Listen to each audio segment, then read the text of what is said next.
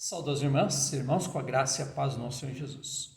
Nesse dia é celebrada uma data que não é de conhecimento de toda a nação brasileira, mas na África do Sul e em países de tradição inglesa. É sobre uma personalidade sul-africana que se tornou um símbolo de luta e esperança. É o ex-presidente Nelson Mandela, conhecido como Madiba, um de 13 filhos que também era metodista. Seu tio mesmo era um pastor da igreja metodista. De fato, a data é conhecida como Nelson Mandela International Day, tendo sido criada pela ONU em novembro de 2009 em Assembleia Geral. Ele lutou pelo seu povo para que houvesse igualdade social, política e econômica para a nação negra que fica na África do Sul e que vivia sob um regime opressivo conhecido como apartheid. Devido à sua luta contra esse regime, ele foi preso e condenado à prisão perpétua. Porém, após vários anos, ele foi solto, concorreu às eleições e foi eleito presidente da África do Sul. E pela sua luta contra esse regime, lhe foi concedido o Prêmio Nobel da Paz. E aos 95 anos de idade, em 5 de dezembro de 2013, foi recolhido na presença do Senhor Deus. Essa data foi escolhida porque é o dia do seu aniversário. E assim, o Mandela Day foi uma iniciativa da Fundação Mandela e outros grupos que defendem a proteção dos direitos humanos. Nisso, busca-se a igualdade entre as raças e etnias, o fim dos conflitos entre povos e a integralidade humana. Ainda hoje, a Fundação Mandela Day traz ações para participar dessa data importante, e uma delas é doar 67 minutos, 1 hora e 7 minutos, para ajudar pessoas que precisam de ajuda. Esse tempo, porque durante 67 anos, Nelson Mandela se dedicou na luta pela paz na humanidade e pelos direitos humanos. Ele não nasceu numa grande cidade, mas num pequeno vilarejo chamado Mvezo, e foi o primeiro de sua família a frequentar uma escola. Infelizmente, com a institucionalização do regime do apartheid no país em 1949, só os brancos tinham poderes políticos. Com isso, a segregação foi institucionalizada e foram proibidos relacionamentos interraciais. A partir daí que Mandela, um jovem advogado, entrou na luta contra esse regime racista e tornou-se líder do Congresso Nacional Africano, que lutava pelo fim do apartheid. Como consequência, por suas ações, ele foi preso em 5 de agosto de 1962 e em 12 de junho de 1964 foi sentenciado à prisão perpétua. E só foi liberto da prisão 27 anos depois, em 1990, por causa das pressões da ONU e da comunidade internacional. Em 1990, um plebiscito feito apenas pelos brancos extinguiu o regime do apartheid, graças às influências de Nelson Mandela e do presidente na época, Frederick de Klerk. 3 anos depois, em 1993, ambos ganharam o Prêmio Nobel da Paz. E, no ano seguinte, em 1994, ocorreu a primeira eleição para o povo negro e Mandela foi eleito presidente da África do Sul e concretizou reformas pela igualdade entre brancos e negros. Mas a Bíblia relata algo sobre o regime racista e opressor que ficou conhecido como apartheid? Sim. E mesmo que as escrituras sagradas mencionem atitudes de preconceitos e racismos, elas não mencionam diretamente as opressões que são cometidas contra povos negros e povos amarelos ou orientais. De fato, da mesma forma que a palavra Trindade não aparece na Bíblia, mas existe, a palavra racismo também não aparece, mas existe. Vejamos alguns textos a respeito do tema. Em Gálatas 3:28, Paulo mencionou que para Deus em Cristo Jesus não há preferências para judeus e desprezo para com os gregos ou estrangeiros. Nisto não há judeu nem grego, não há servo nem livre, não há macho nem fêmea, porque todos vós sois um em Cristo Jesus. O que nos chama a atenção é em referência a escravos que na época existiam. Nisso, tanto os escravos como as mulheres não deviam sofrer racismos e preconceitos devido às suas condições. Em Tiago 2, 8 e 9, Paulo instrui a Tiago de que escravos, mulheres e estrangeiros devem ser amados como seres humanos, além de que são os próximos ao qual Deus enviou seu Filho Jesus. Logo, quem faz acepção de pessoas, quer sejam de escravos, de mulheres e de estrangeiros, comete pecado e se torna grande transgressor contra Deus. Vejamos. Todavia, se cumprires, conforme a Escritura, a lei real, amarás a teu filho, a teu próximo como a ti mesmo, bem fazeis. Mas se fazeis acepção de pessoas, cometeis pecado e sois redarguidos pela lei como transgressores. Em Romanos 2,11, Paulo escreve à igreja, na cidade de Roma, de que Deus não é racista nem preconceituoso. Porque para com Deus não há acepção de pessoas.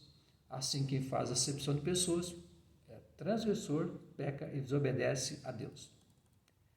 No texto de Mateus 22, 36 a 39, o próprio Senhor Jesus afirma que não adianta dizer que ama a Deus se não amar o próximo, que pode ser um escravo, uma mulher ou um estrangeiro. Vejamos. Mestre, qual é o grande mandamento na lei? E Jesus disse: amarás o Senhor teu Deus de todo o teu coração, de toda a tua alma e de todo o teu pensamento. Este é o primeiro e grande mandamento. E o segundo, semelhante a este, é: amarás o teu próximo como a ti mesmo. Claro que está incluso em relação ao amor ao próximo os povos negros e orientais. Vemos agora Pedro reconhecer que ele ainda tinha preconceito e racismo na mente, e que Deus o chacoalhara internamente através de um sonho que ele mostrou que enviara a salvação em Cristo Jesus para toda a humanidade, para judeus e para gentios, ou seja, estrangeiros. E abrindo Pedro a boca diz: reconheço por verdade que Deus não faz acepção de pessoas, mas que lhe é agradável aquele que em qualquer nação o teme e faz o que é justo. No próximo relato, de Atos 10, 24 a 28, observamos Pedro dizer a Cornélio que Deus revelara a ele que ainda tinha uma mente preconceituosa, porque na época os judeus não podiam relacionar-se com gentios, estrangeiros. É o texto mais próximo ao regime do apartheid que ocorreu na África do Sul. Vejamos.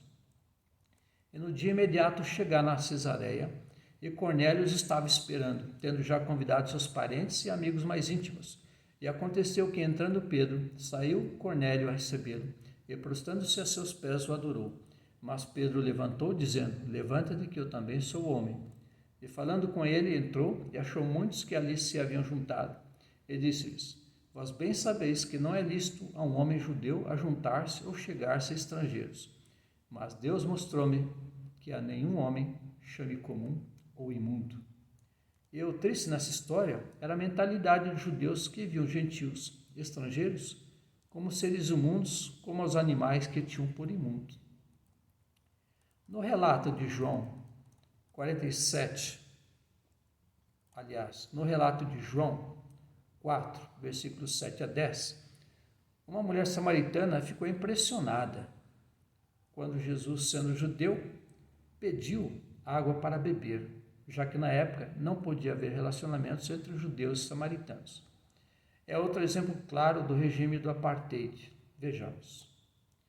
Veio uma mulher de Samaria tirar água, disse-lhe Jesus: dá-me de beber, porque os seus discípulos tinham ido à cidade comprar comida.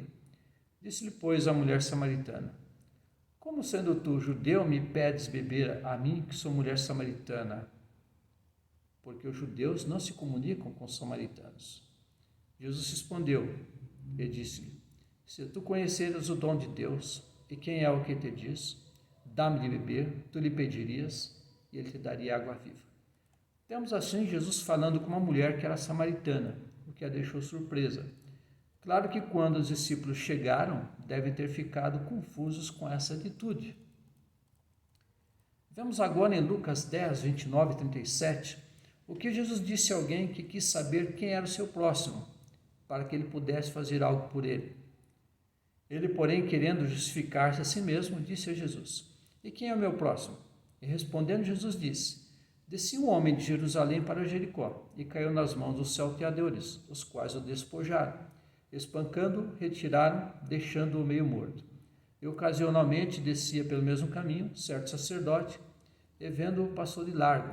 E de igual modo também o levita, chegando àquele lugar, e vendo-o passou de largo. Mas um samaritano que ia de viagem chegou ao pé dele e, vendo-o, moveu-se de íntima compaixão. E, aproximando-se, atou-lhe as feridas, deitando-lhe azeite e vinho, e, pondo sobre o seu animal, levou-o para uma estalagem e cuidou dele. E, partindo no outro dia, tirou 2 dinheiros e deu-os ao hospedeiro e disse-lhes: cuida dele, e tudo que demais gastardes eu te pagarei quando voltar. Qual, pois, desses 3 te parece que foi o próximo daquele que caiu nas mãos dos salteadores? Ele disse: o que usou de misericórdia para com ele. Disse, pois, Jesus: vai e faz da mesma maneira. É de tudo que se pode abordar. A Bíblia não ignora um genocídio provocado para diminuir uma população estrangeira. É o caso de Faraó, que ordenou que meninos hebreus fossem exterminados. É o texto de Êxodo 1, 15, 17 e 22. E o rei do Egito falou às parteiras das hebreias, das quais o nome de uma era Sifrá e o da outra Puá, e disse: quando ajudardes a dar à luz as hebreias, e as virdes sobre os assentos, se for filho, matai-o, mas se for filha, então viva. As parteiras, porém, temeram a Deus e não fizeram como o rei do Egito lhes dissera. Antes conservaram os meninos com vida. Então ordenou Faraó a todo o seu povo, dizendo: a todos os filhos que nascerem lançareis no rio, mas a todas as filhas guardareis com vida. Primeiro Faraó ordenou que as parteiras matassem os meninos que nascessem, e depois que eles fossem lançados no rio. É um genocídio racista contra os hebreus. E pelo que observamos relativo a esse tema, que possamos, como servos e servas do Senhor Jesus, fazer a nossa parte ao combatermos o racismo e os preconceitos. Assim, irmãos e irmãs, não apenas oremos, mas pratiquemos o ID de Jesus ao apregoarmos as boas novas, ao praticar o amor ao próximo, não importando quem seja. Oremos. Senhor Deus, queremos te agradecer porque temos aprendido, através da tua palavra, temos aprendido sobre o amor e respeito ao próximo. E assim que nós abordamos nesse tema, Senhor, infelizmente tem acontecido muito preconceito, racismo nesse mundo, que é algo antigo, que ainda ocorre, e pedimos a tua misericórdia, pedimos a tua ação para que mude essa realidade, Senhor, porque sabemos que tu criaste cada ser humano na face da terra, todas as raças, todos os povos e nações fazem parte da tua criação, Senhor, lá do passado. E assim pedimos a tua intervenção nesse momento, no nome do teu Filho Jesus. Amém. Um abraço fraternal em Cristo Jesus, minhas irmãs, meus irmãos, que esse tema tenha sido edificante para todos nós. Amém.